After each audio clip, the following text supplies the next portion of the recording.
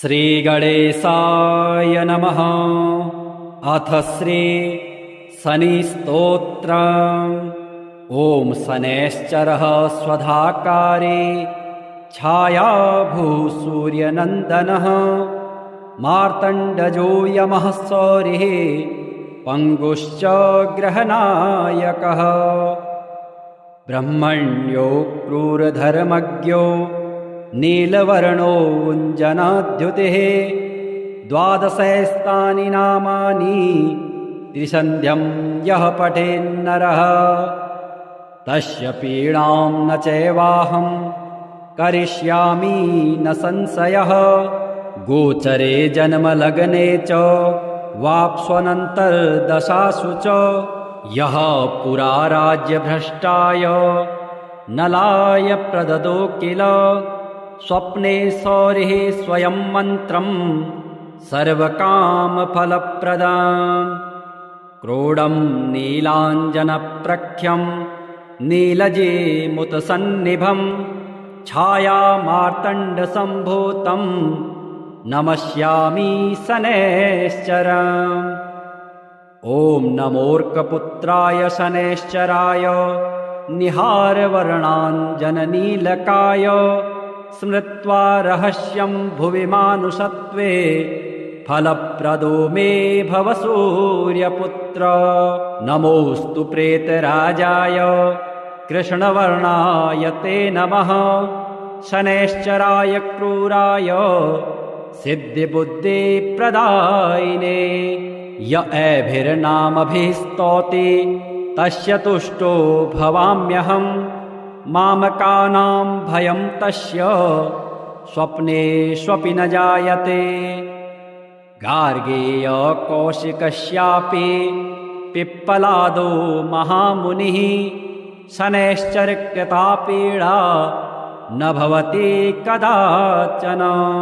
क्रोडस्तु पिङ्गलो बभ्रुः कृष्णो रौद्रोऽन्तको यमः। सौरिः शनैश्चरो मन्दः पिप्पलादेन संयुतः।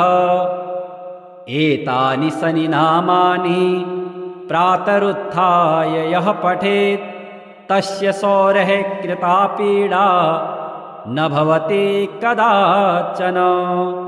ध्वजनी धामिनी चैव कंकाले कलहप्रिया कलही कंटकी चापि अजा महिषी तुरंगमा।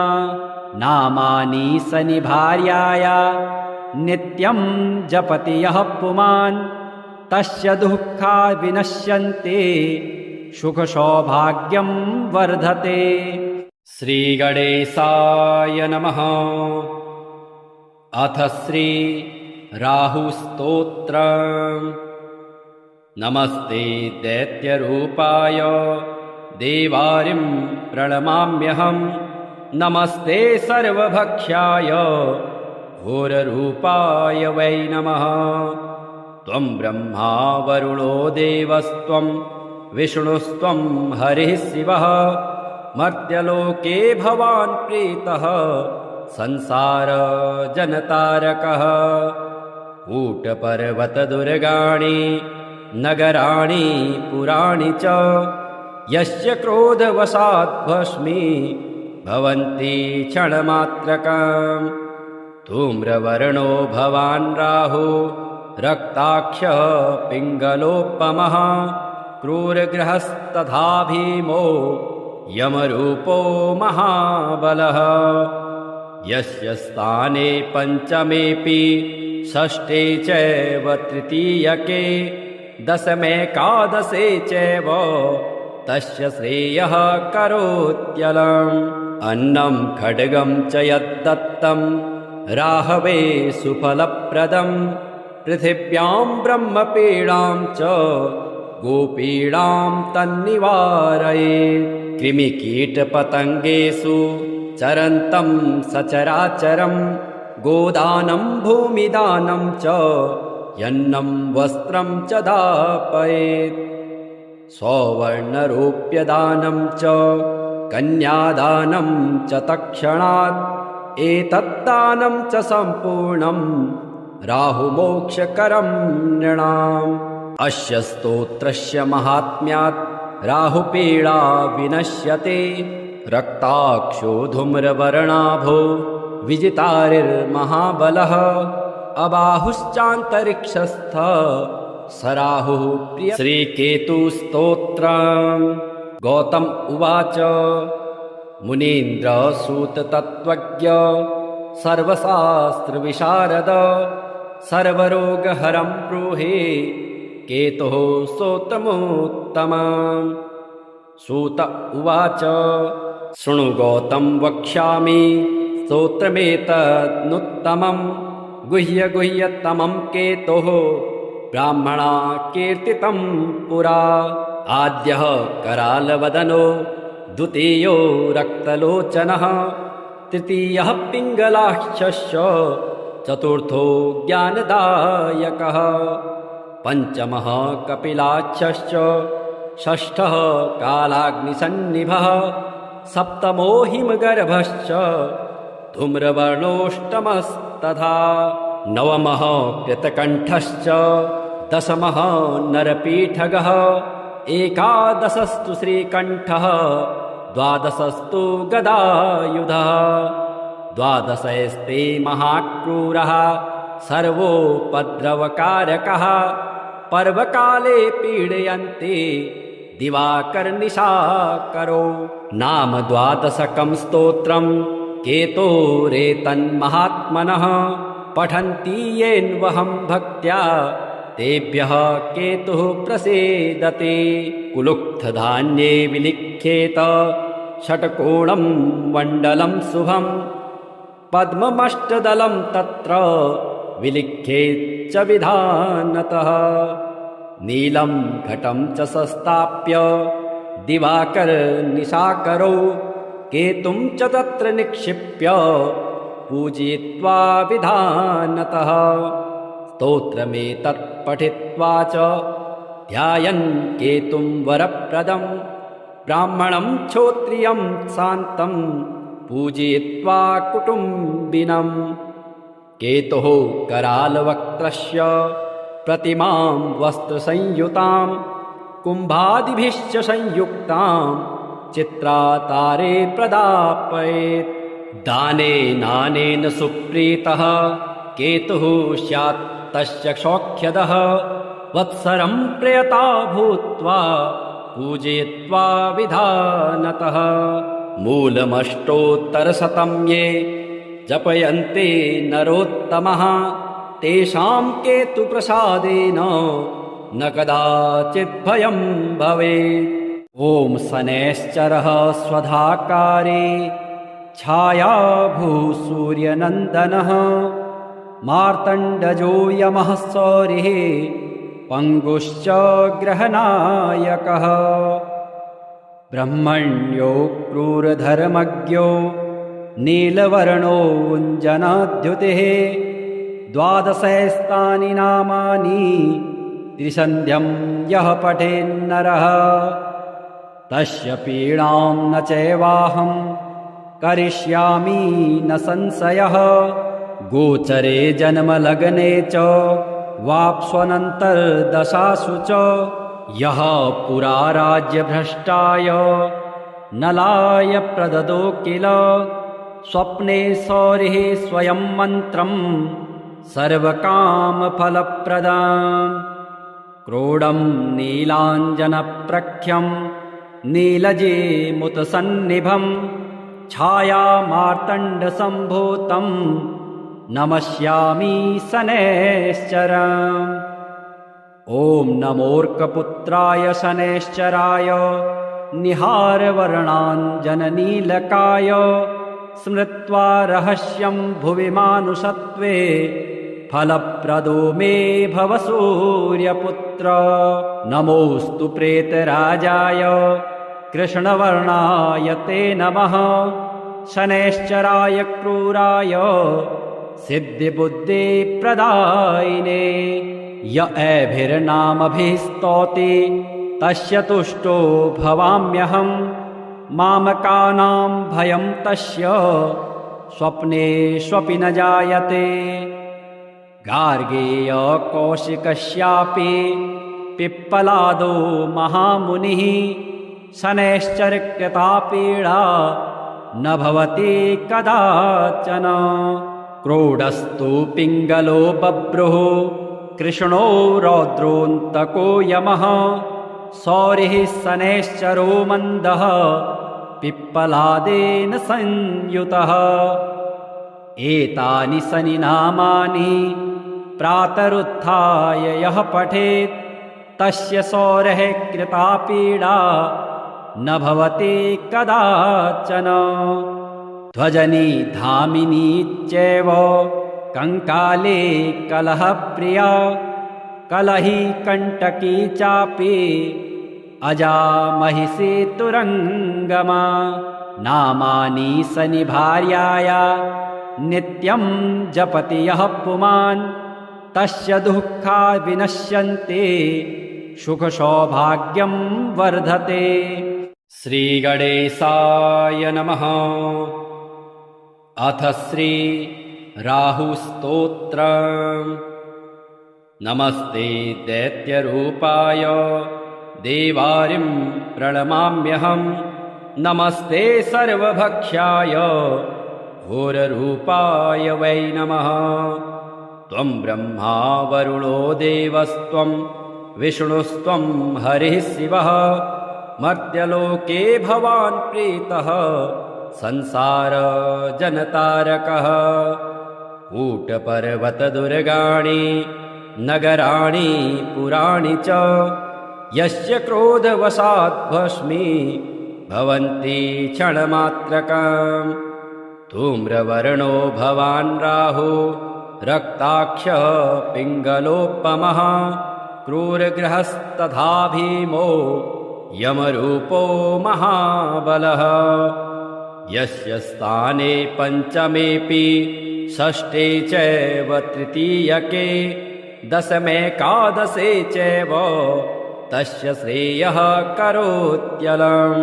अन्नं खड्गं च यद्दत्तं राहवे सुफलप्रदम्। पृथिव्यां ब्रह्मपीडां च गोपीडां तन्निवारयेत्। कृमिकीटपतङ्गेषु चरन्तं सचराचरं गोदानं भूमिदानं च यन्नं वस्त्रं च दापयेत्। सौवर्णरूप्यदानं च कन्यादानं च तत्क्षणात् एतद्दानं च सम्पूर्णं राहुमोक्षकरं नृणाम्। अस्य स्तोत्रस्य महात्म्यात् राहुपीडा विनश्यते।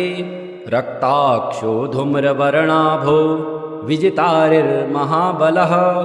अबाहुश्चान्तरिक्षस्थ स राहुः प्रिय। श्रीकेतुस्तोत्रम्।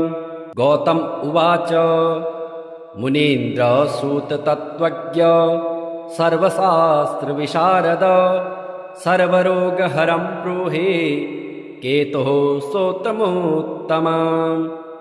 सूत उवाच शृणु गौतम वक्ष्यामि स्तोत्रमेतदनुत्तमम्। गुह्यतमं केतोः ब्राह्मणा कीर्तितं पुरा। आद्यः करालवदनो द्वितीयो रक्तलोचनः तृतीयः पिङ्गलाक्षस्य चतुर्थो ज्ञानदायकः पञ्चमः कपिलाक्षश्च षष्ठः कालाग्निसन्निभः सप्तमो हिमगर्भश्च धूम्रवर्णोऽष्टमस्तथा नवमः कृतकण्ठश्च दशमः नरपीठगः एकादशस्तु श्रीकण्ठः द्वादशस्तु गदायुधः द्वादशस्ते महाक्रूरः सर्वोपद्रवकारकः पर्वकाले पीडयन्ति दिवाकरनिशाकरो नाम द्वादशकं स्तोत्रं केतोरेतन्महात्मनः पठन्ति येन्वहं भक्त्या तेभ्यः केतुः प्रसीदते कुलुक्थधान्ये विलिख्येत षट्कोणं मण्डलं शुभं पद्ममष्टदलं तत्र विलिख्येच्च विधानतः नीलं घटं च संस्थाप्य दिवाकरनिशाकरौ केतुं च तत्र निक्षिप्य पूजयित्वा विधानतः स्तोत्रमेतत् पठित्वा च ध्यायन् केतुं वरप्रदं ब्राह्मणं क्षोत्रियं शान्तं पूजयित्वा कुटुम्बिनं केतुः करालवक्त्रस्य प्रतिमां वस्त्रसंयुतां कुम्भादिभिश्च संयुक्तां चित्रातारे प्रदापयेत् दानेनानेन सुप्रीतः केतुः स्यात् तस्य सौख्यदः वत्सरं प्रयता भूत्वा पूजयित्वा विधानतः मूलमष्टोत्तरशतं ये जपयन्ते नरोत्तमः तेषां केतुप्रसादेन न कदाचित् भयं भवेत् ॐ शनैश्चरः स्वधाकारे छायाभूसूर्यनन्दनः मार्तण्डजो यमः सौरिः पङ्गुश्च ग्रहनायकः ब्रह्मण्यो क्रूरधर्मज्ञो नीलवर्णोऽञ्जनाद्युतिः द्वादशैस्तानि नामानि त्रिसन्ध्यं यः पठेन्नरः तस्य पीडां न चैवाहं करिष्यामि न संशयः गोचरे जन्मलग्ने च वाप्स्वनन्तर्दशासु च यः पुरा राज्यभ्रष्टाय नलाय प्रददो किल स्वप्ने सौरिः स्वयं मन्त्रं सर्वकामफलप्रदाम् क्रोडं नीलाञ्जनप्रख्यं नीलजेमुतसन्निभं छायामार्तण्डसम्भूतं नमस्यामि शनैश्चरम् ॐ नमोऽर्कपुत्राय शनैश्चराय निहारवर्णाञ्जननीलकाय स्मृत्वा रहस्यं भुवि मानुषत्वे फलप्रदो मे भव सूर्यपुत्र नमोऽस्तु प्रेतराजाय कृष्णवर्णाय ते नमः शनैश्चराय क्रूराय सिद्धिबुद्धिप्रदायिने य एभिर्नामभिः स्तौति तस्य तुष्टो भवाम्यहं मामकानां भयं तस्य स्वप्नेष्वपि न जायते गार्गेय कौशिकस्यापि पिप्पलादो महामुनिः शनैश्चरकृता पीडा न भवति कदाचन क्रोडस्तु पिङ्गलो बभ्रुः कृष्णो रौद्रोऽन्तको यमः सौरिः शनैश्चरो मन्दः पिप्पलादेन संयुतः एतानि शनिनामानि प्रातरुत्थाय यः पठेत् तस्य सौरेः कृता पीडा न भवति कदाचन ध्वजनी धामिनी चैव कंकाले कलहप्रिया कलही कंटकी चापि अजा महिषी तुरंगमा नामानि शनिभार्याया नित्यं जपति यः पुमान् तस्य दुःखा विनश्यन्ते सुखसौभाग्यं वर्धते। श्रीगणेशाय नमः। अथ श्री राहुस्तोत्रम्। नमस्ते दैत्यरूपाय देवारिं प्रणमाम्यहं। नमस्ते सर्वभक्ष्याय घोररूपाय वै नमः। त्वं ब्रह्मा वरुणो देवस्त्वं विष्णुस्त्वं हरिः शिवः। मर्त्यलोके भवान् प्रीतः संसारजनतारकः। कूटपर्वतदुर्गाणि नगराणि पुराणि च यस्य क्रोधवशात् भस्मी भवन्ति क्षणमात्रकम्। धूम्रवर्णो भवान् राहु रक्ताक्षः पिङ्गलोपमः क्रूरगृहस्तथा भीमो यमरूपो महाबलः। यस्य स्थाने पञ्चमेऽपि षष्ठे चैव तृतीयके दशमेकादशे चैव तस्य श्रेयः करोत्यलम्। अन्नं खड्गं च यद्दत्तं राहवे सुफलप्रदं पृथिव्यां ब्रह्मपीडां च गोपीडां तन्निवारयेत्। कृमिकीटपतङ्गेषु चरन्तं सचराचरं गोदानं भूमिदानं च यन्नं वस्त्रं च दापयेत्। सौवर्णरूप्यदानं च कन्यादानं च तत्क्षणात् एतद्दानं च सम्पूर्णं राहुमोक्षकरं नृणाम्। अस्य स्तोत्रस्य महात्म्यात् राहुपीडा विनश्यते। रक्ताक्षो धूम्रवर्णाभो विजितारिर्महाबलः अबाहुश्चान्तरिक्षस्थ स राहुः प्रिय। श्रीकेतुस्तोत्रम्।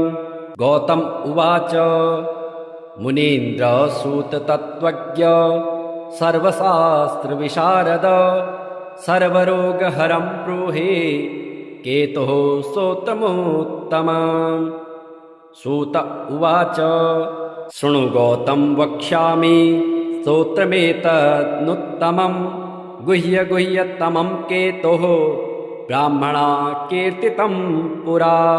आद्यः करालवदनो द्वितीयो रक्तलोचनः तृतीयः पिङ्गलाक्षस्य चतुर्थो ज्ञानदायकः पञ्चमः कपिलाक्षश्च षष्ठः कालाग्निसन्निभः सप्तमो हिमगर्भश्च धूम्रवर्णोऽष्टमस्तथा नवमः कृतकण्ठश्च दशमः नरपीठगः एकादशस्तु श्रीकण्ठः द्वादशस्तु गदायुधः द्वादशस्ते महाक्रूरः सर्वोपद्रवकारकः पर्वकाले पीडयन्ते दिवाकरनिशाकरो। नाम द्वादशकं स्तोत्रं केतोरेतन्महात्मनः पठन्ति येन्वहं भक्त्या तेभ्यः केतुः प्रसीदते। कुलुक्थधान्ये विलिख्येत षट्कोणं मण्डलं शुभं पद्ममष्टदलं तत्र विलिख्येच्च विधानतः। नीलं घटं च संस्थाप्य दिवाकरनिशाकरो केतुं च तत्र निक्षिप्य पूजयित्वा विधानतः। स्तोत्रमेतत् पठित्वा च ध्यायन् केतुं वरप्रदं ब्राह्मणं क्षोत्रियं शान्तं पूजयित्वा कुटुम्बिनम्। केतुः करालवक्त्रस्य प्रतिमां वस्त्रसंयुतां कुम्भादिभिश्च संयुक्तां चित्रातारे प्रदापयेत्। दानेनानेन सुप्रीतः केतुः स्यात् तस्य सौख्यदः वत्सरं प्रयता भूत्वा पूजयित्वा विधानतः। मूलमष्टोत्तरशतं ये जपयन्ते नरोत्तमः तेषां केतुप्रसादेन न कदाचित् भयं भवेत्। ॐ शनैश्चरः स्वधाकारे छायाभूसूर्यनन्दनः मार्तण्डजो यमः सौरिः पङ्गुश्च ग्रहनायकः ब्रह्मण्यो क्रूरधर्मज्ञो नीलवर्णोऽञ्जनाद्युतिः द्वादशैस्तानि नामानि त्रिसन्ध्यं यः पठेन्नरः तस्य पीडां न चैवाहं करिष्यामि न संशयः। गोचरे जन्मलग्ने च वाप्स्वनन्तर्दशासु च यः पुरा राज्यभ्रष्टाय नलाय प्रददो किल स्वप्ने सौरिः स्वयं मन्त्रं सर्वकामफलप्रदाम् क्रोडं नीलाञ्जनप्रख्यं नीलजीमुतसन्निभं छायामार्तण्डसम्भूतं नमस्यामि शनैश्चरम्। ॐ नमोऽर्कपुत्राय शनैश्चराय निहारवर्णाञ्जननीलकाय स्मृत्वा रहस्यं भुवि मानुषत्वे फलप्रदो मे भव सूर्यपुत्र। नमोऽस्तु प्रेतराजाय कृष्णवर्णाय ते नमः शनैश्चराय क्रूराय सिद्धिबुद्धिप्रदायिने य एभिर्नामभिः स्तौति तस्य तुष्टो भवाम्यहं मामकानां भयं तस्य स्वप्नेष्वपि न जायते। गार्गेय कौशिकस्यापि पिप्पलादो महामुनिः शनैश्चरकृता पीडा न भवति कदाचन। क्रोडस्तु पिङ्गलो बभ्रुः कृष्णो रौद्रोऽन्तको यमः सौरिः शनैश्चरो मन्दः पिप्पलादेन संयुतः। एतानि शनिनामानि प्रातरुत्थाय यः पठेत् तस्य सौरः कृता पीडा न भवति कदाचन। ध्वजनी धामिनी चैव कंकाले कलहप्रिया कलही कंटकी चापि अजा महिषी तुरंगमा। नामानि शनिभार्याया नित्यं जपति यः पुमान् तस्य दुःखा विनश्यन्ते सुखसौभाग्यं वर्धते। श्रीगणेशाय नमः। अथ श्री राहुस्तोत्रम्। नमस्ते दैत्यरूपाय देवारिं प्रणमाम्यहम् नमस्ते सर्वभक्ष्याय घोररूपाय वै नमः। त्वं ब्रह्मा वरुणो देवस्त्वं विष्णुस्त्वं हरिः शिवः मर्त्यलोके भवान् प्रीतः संसार जनतारकः। कूटपर्वतदुर्गाणि नगराणि पुराणि च यस्य क्रोधवशात् भस्मी भवन्ति क्षणमात्रकम्। धूम्रवर्णो भवान् राहु रक्ताक्षः पिङ्गलोपमः क्रूरग्रहस्तथा भीमो यमरूपो महाबलः। यस्य स्थाने पञ्चमेऽपि षष्ठे चैव तृतीयके दशमेकादशे चैव तस्य श्रेयः करोत्यलम्। अन्नं खड्गं च यद्दत्तं राहवे सुफलप्रदं पृथिव्यां ब्रह्मपीडां च गोपीडां तन्निवारयेत्। कृमिकीटपतङ्गेषु चरन्तं सचराचरं गोदानं भूमिदानं च यन्नं वस्त्रं च दापयेत्। सौवर्णरूप्यदानं च कन्यादानं च तत्क्षणात् एतद्दानं च सम्पूर्णं राहुमोक्षकरं नृणाम्। अस्य स्तोत्रस्य महात्म्यात् राहुपीडा विनश्यते। रक्ताक्षो धूम्रवर्णाभो विजितारिर्महाबलः अबाहुश्चान्तरिक्षस्थ सराहुः प्रिय। श्रीकेतुस्तोत्रम्। गौतम उवाच मुनीन्द्रसूततत्त्वज्ञ सर्वशास्त्रविशारद सर्वरोगहरं ब्रूहि केतुः स्तोत्रमुत्तमम्।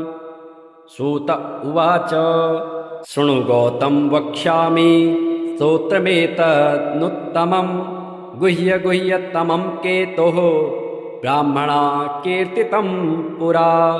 आद्यः करालवदनो द्वितीयो रक्तलोचनः तृतीयः पिङ्गलाक्षस्य चतुर्थो ज्ञानदायकः, पञ्चमः कपिलाक्षश्च, षष्ठः कालाग्निसन्निभः, सप्तमो हिमगर्भश्च, धूम्रवर्णोऽष्टमस्तथा, नवमः कृतकण्ठश्च, दशमः नरपीठगः, एकादशस्तु श्रीकण्ठः, द्वादशस्तु गदायुधः, द्वादशस्ते महाक्रूरः, सर्वोपद्रवकारकः, पर्वकाले पीडयन्ते दिवाकरनिशाकरो। नाम द्वादशकं स्तोत्रं केतोरेतन्महात्मनः, पठन्ति येन्वहं भक्त्या तेभ्यः केतुः प्रसीदते। कुलुक्थधान्ये विलिख्येत षट्कोणं मण्डलं शुभं, पद्ममष्टदलं तत्र विलिख्येच्च विधानतः। नीलं घटं च संस्थाप्य दिवाकरनिशाकरौ, केतुं च तत्र निक्षिप्य पूजयित्वा विधानतः। स्तोत्रमेतत् पठित्वा च ध्यायन् केतुं वरप्रदं, ब्राह्मणं क्षोत्रियं शान्तं पूजयित्वा कुटुम्बिनम्। केतुः करालवक्त्रस्य प्रतिमां वस्त्रसंयुतां, कुम्भादिभिश्च संयुक्तां चित्रातारे प्रदापयेत्।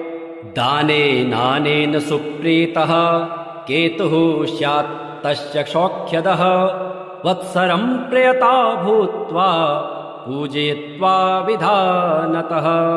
मूलमष्टोत्तरशतं ये जपयन्ते नरोत्तमः, तेषां केतुप्रसादेन न कदाचित् भयं भवेत्। ॐ शनैश्चरः स्वधाकारे छायाभूसूर्यनन्दनः, मार्तण्डजो यमः सौरिः पङ्गुश्च ग्रहनायकः। ब्रह्मण्यो क्रूरधर्मज्ञो नीलवर्णोऽञ्जनाद्युतिः, द्वादशैस्तानि नामानि त्रिसन्ध्यं यः पठेन्नरः, तस्य पीडां न चैवाहं करिष्यामि न संशयः। गोचरे जन्मलग्ने च वाप्स्वनन्तर्दशासु च, यः पुरा राज्यभ्रष्टाय नलाय प्रददो किल, स्वप्ने सौरिः स्वयं मन्त्रं सर्वकामफलप्रदाम्। क्रोडं नीलाञ्जनप्रख्यं नीलजेमुतसन्निभं, छायामार्तण्डसम्भूतं नमस्यामि शनैश्चरम्। ॐ नमोऽर्कपुत्राय शनैश्चराय, निहारवर्णाञ्जननीलकाय, स्मृत्वा रहस्यं भुवि मानुषत्वे, फलप्रदो मे भव सूर्यपुत्र। नमोऽस्तु प्रेतराजाय कृष्णवर्णाय ते नमः, शनैश्चराय क्रूराय सिद्धिबुद्धिप्रदायिने। य एभिर्नामभिः स्तौति तस्य तुष्टो भवाम्यहम्, मामकानां भयं तस्य स्वप्नेष्वपि न जायते। गार्गेय कौशिकस्यापि पिप्पलादो महामुनिः, शनैश्चरकृता पीडा न भवति कदाचन। क्रोडस्तु पिङ्गलो बभ्रुः, कृष्णो रौद्रोऽन्तको यमः, सौरिः शनैश्चरो मन्दः पिप्पलादेन संयुतः। एतानि शनिनामानि प्रातरुत्थाय यः पठेत्, तस्य सौरेः कृता पीडा न भवति कदाचन। ध्वजनी धामिनी चैव कंकाले कलहप्रिया, कलही कंटकी चापि अजा महिषी तुरंगमा। नामानि शनि भार्याया नित्यं जपति यः पुमान् तस्य दुःखा विनश्यन्ते सुखसौभाग्यं वर्धते। श्रीगणेशाय नमः। अथ श्री राहुस्तोत्रम्। नमस्ते दैत्यरूपाय देवारिं प्रणमाम्यहम्। नमस्ते सर्वभक्ष्याय घोररूपाय वै नमः। त्वं ब्रह्मा वरुणो देवस्त्वं विष्णुस्त्वं हरिः शिवः। मर्त्यलोके भवान् प्रीतः संसारजनतारकः। कूटपर्वतदुर्गाणि नगराणि पुराणि च यस्य क्रोधवशात् भस्मी भवन्ति क्षणमात्रकम्। धूम्रवर्णो भवान् राहु रक्ताक्षः पिङ्गलोपमः।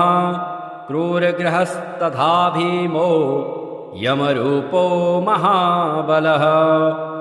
यस्य स्थाने पञ्चमेऽपि षष्ठे चैव तृतीयके दशमेकादशे चैव तस्य श्रेयः करोत्यलम्। अन्नं खड्गं च यद्दत्तं राहवे सुफलप्रदम्। पृथिव्यां ब्रह्मपीडां च गोपीडां तन्निवारयेत्। कृमिकीटपतङ्गेषु चरन्तं सचराचरं। गोदानं भूमिदानं च यन्नं वस्त्रं च दापयेत्। सौवर्णरूप्यदानं च कन्यादानं च तत्क्षणात्। एतद्दानं च सम्पूर्णं राहुमोक्षकरं नृणाम्। अस्य स्तोत्रस्य महात्म्यात् राहुपीडा विनश्यते। रक्ताक्षो धूम्रवर्णाभो विजितारिर्महाबलः। अबाहुश्चान्तरिक्षस्थ स राहुः प्रिय। श्रीकेतुस्तोत्रम्। गौतम उवाच मुनीन्द्रसूततत्त्वज्ञ सर्वशास्त्रविशारद सर्वरोगहरं ब्रूहि केतुः स्तोत्रमुत्तमम्। सूत उवाच शृणु गौतम वक्ष्यामि स्तोत्रमेतदनुत्तमम्। गुह्यतमं केतुः ब्राह्मणा कीर्तितं पुरा। आद्यः करालवदनो द्वितीयो रक्तलोचनः तृतीयः पिङ्गलाक्षस्य चतुर्थो ज्ञानदायकः। पञ्चमः कपिलाक्षश्च षष्ठः कालाग्निसन्निभः। सप्तमो हिमगर्भश्च धूम्रवर्णोऽष्टमस्तथा। नवमः कृतकण्ठश्च दशमः नरपीठगः। एकादशस्तु श्रीकण्ठः द्वादशस्तु गदायुधः। द्वादशस्ते महाक्रूरः सर्वोपद्रवकारकः। पर्वकाले पीडयन्ते दिवाकरनिशाकरो। नाम द्वादशकं स्तोत्रं केतोरेतन्महात्मनः। पठन्ति येन्वहं भक्त्या तेभ्यः केतुः प्रसीदते। कुलुक्थधान्ये विलिख्येत षट्कोणं मण्डलं शुभम्। पद्ममष्टदलं तत्र विलिख्येच्च विधानतः। नीलं घटं च संस्थाप्य दिवाकरनिशाकरौ केतुं च तत्र निक्षिप्य पूजयित्वा विधानतः। स्तोत्रमेतत् पठित्वा च ध्यायन् केतुं वरप्रदं। ब्राह्मणं क्षोत्रियं शान्तं पूजयित्वा कुटुम्बिनम्। केतुः करालवक्त्रस्य प्रतिमां वस्त्रसंयुतां कुम्भादिभिश्च संयुक्तां चित्रातारे प्रदापयेत्। दानेनानेन सुप्रीतः केतुः स्यात् तस्य सौख्यदः। वत्सरं प्रयता भूत्वा पूजयित्वा विधानतः। मूलमष्टोत्तरशतं ये जपयन्ते नरोत्तमः तेषां केतुप्रसादेन न कदाचित् भयं भवेत्। ॐ शनैश्चरः स्वधाकारे छायाभूसूर्यनन्दनः मार्तण्डजो यमः सौरिः पङ्गुश्च ग्रहनायकः ब्रह्मण्यो क्रूरधर्मज्ञो नीलवर्णोऽञ्जनाद्युतिः द्वादशैस्तानि नामानि त्रिसन्ध्यं यः पठेन्नरः तस्य पीडां न चैवाहं करिष्यामि न संशयः गोचरे जन्मलग्ने च वाप्स्वनन्तर्दशासु च यः पुरा राज्यभ्रष्टाय नलाय प्रददो किल स्वप्ने सौरिः स्वयं मन्त्रं सर्वकामफलप्रदाम् क्रोडं नीलाञ्जनप्रख्यं नीलजेमुतसन्निभं छायामार्तण्डसम्भूतं नमस्यामि शनैश्चरम्। ॐ नमोऽर्कपुत्राय शनैश्चराय निहारवर्णाञ्जननीलकाय स्मृत्वा रहस्यं भुवि मानुषत्वे फलप्रदो मे भव सूर्यपुत्र। नमोऽस्तु प्रेतराजाय कृष्णवर्णाय ते नमः शनैश्चराय क्रूराय सिद्धिबुद्धिप्रदायिने य एभिर्नामभिः स्तौति तस्य तुष्टो भवाम्यहम् मामकानां भयं तस्य स्वप्नेष्वपि न जायते।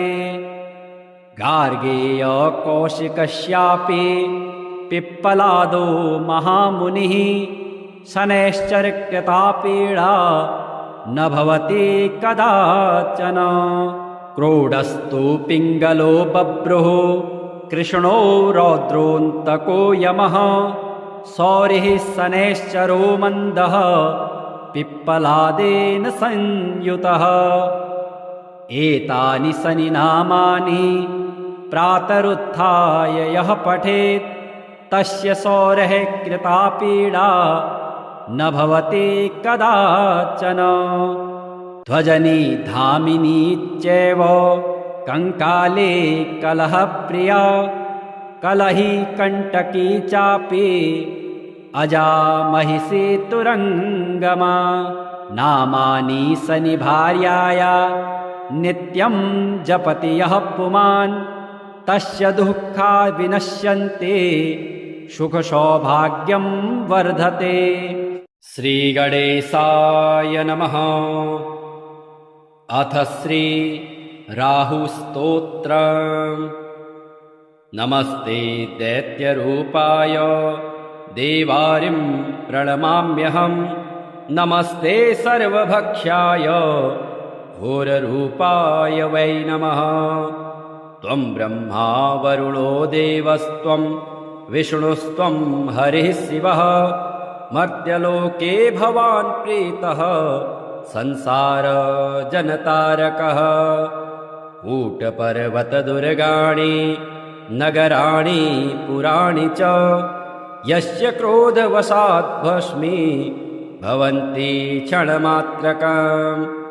धूम्रवर्णो भवान् राहु रक्ताक्षः पिङ्गलोपमः क्रूरग्रहस्तथा भीमो यमरूपो महाबलः। यस्य स्थाने पञ्चमेऽपि षष्ठे चैव तृतीयके दशमेकादशे चैव तस्य श्रेयः करोत्यलम्। अन्नं खड्गं च यद्दत्तं राहवे सुफलप्रदं पृथिव्यां ब्रह्मपीडां च गोपीडां तन्निवारयेत्। कृमिकीटपतङ्गेषु चरन्तं सचराचरं गोदानं भूमिदानं च यन्नं वस्त्रं च दापयेत्। सौवर्णरूप्यदानं च कन्यादानं च तत्क्षणात् एतद्दानं च सम्पूर्णं राहुमोक्षकरं नृणाम् अस्य स्तोत्रस्य महात्म्यात् राहुपीडा विनश्यते रक्ताक्षो धूम्रवर्णाभो विजितारिर्महाबलः अबाहुश्चान्तरिक्षस्थ स राहुः प्रिय श्रीकेतुस्तोत्रम् गौतम उवाच मुनीन्द्रसूततत्त्वज्ञ सर्वशास्त्रविशारद सर्वरोगहरं ब्रूहि केतुः स्तोत्रमुत्तमम् सूत उवाच शृणु गौतम वक्ष्यामि स्तोत्रमेतदनुत्तमं गुह्यतमं केतोः ब्राह्मणा कीर्तितं पुरा आद्यः करालवदनो द्वितीयो रक्तलोचनः तृतीयः पिङ्गलाक्षस्य चतुर्थो ज्ञानदायकः पंचमः कपिलाक्षश्च षष्ठः कालाग्निसन्निभः सप्तमो हिमगर्भश्च धूम्रवर्णोऽष्टमस्तथा नवमः कृतकण्ठश्च दशमः नरपीठगः एकादशस्तु श्रीकण्ठः द्वादशस्तु गदायुधः द्वादशस्ते महाक्रूरः सर्वोपद्रवकारकः पर्वकाले पीडयन्ति दिवाकरनिशाकरो नाम द्वादशकं स्तोत्रं केतोरेतन्महात्मनः पठन्ति येन्वहं भक्त्या तेभ्यः केतुः प्रसीदते कुलुक्थधान्ये विलिख्येत षट्कोणं मण्डलं शुभं पद्ममष्टदलं तत्र विलिख्येच्च विधानतः नीलं घटं च संस्थाप्य दिवाकरनिशाकरौ केतुं च तत्र निक्षिप्य पूजयित्वा विधानतः स्तोत्रमेतत् पठित्वा च ध्यायन् केतुं वरप्रदं ब्राह्मणं क्षोत्रियं शान्तं पूजयित्वा कुटुम्बिनम् केतुः करालवक्त्रस्य प्रतिमां वस्त्रसंयुतां कुम्भादिभिश्च संयुक्तां चित्रातारे प्रदापयेत् दानेनानेन सुप्रीतः केतुः स्यात् तस्य सौख्यदः वत्सरं प्रयता भूत्वा पूजयित्वा विधानतः मूलमष्टोत्तरशतं ये जपयन्ते नरोत्तमः तेषां केतुप्रसादेन न कदाचित् भयं भवेत्